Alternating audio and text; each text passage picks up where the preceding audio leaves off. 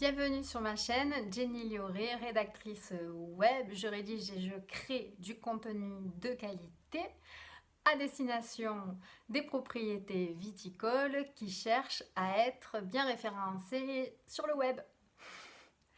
Aujourd'hui, je viens aborder une notion qui me paraît très importante, c'est la différence entre la notoriété et la popularité pour un site web 20.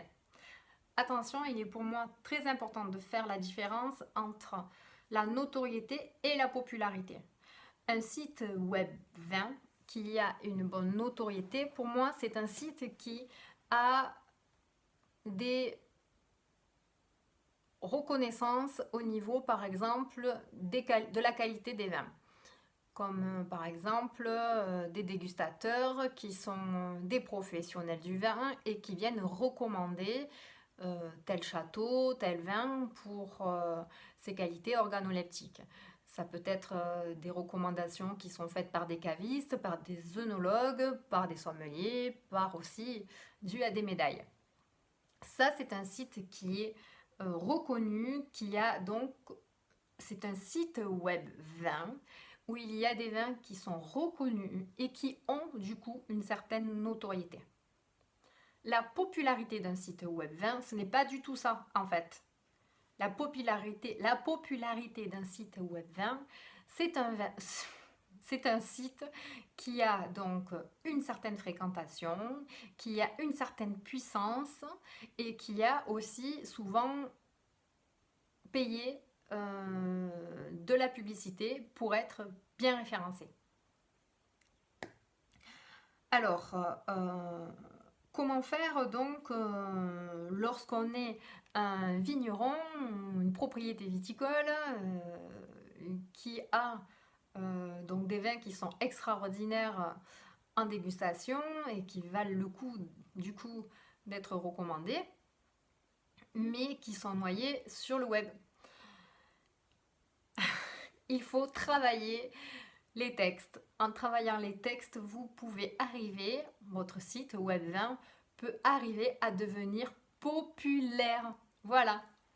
Alors, comment est-ce qu'on travaille ces textes? Comment est-ce qu'on fait? Comment on fait appel à un rédacteur web? Mais vous pouvez déjà, avec peut-être le contenu qui est déjà existant sur votre site vitrine ou sur des articles de blog, essayer de les optimiser pour qu'il y ait un référencement naturel qui se crée.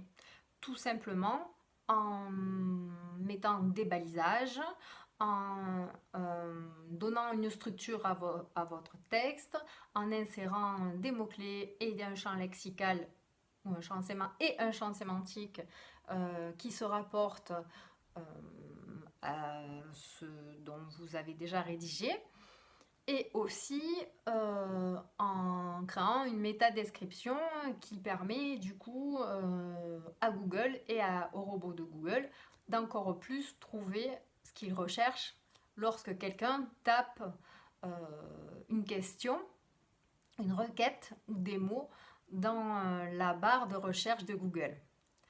Cette barre de recherche de Google, lorsque les mots sont tapés, par exemple si je tape château vin Bordeaux dans ma barre de recherche de Google, je vais avoir des milliers de réponses en fait. Mais il y a, je crois que c'est 90% des gens qui ne regardent et ne consultent que la première page de Google. Donc c'est très important d'être référencé dans cette première page. Seulement dans le monde du vin, ça devient compliqué d'être référencé dans cette première page. Alors on va pouvoir travailler d'autres mots-clés, d'autres champs sémantiques, d'autres champs lexicaux, d'autres requêtes clés, d'autres idées qui vont permettre de bien vous trouver, de bien trouver votre site et qu'il devienne le plus populaire possible.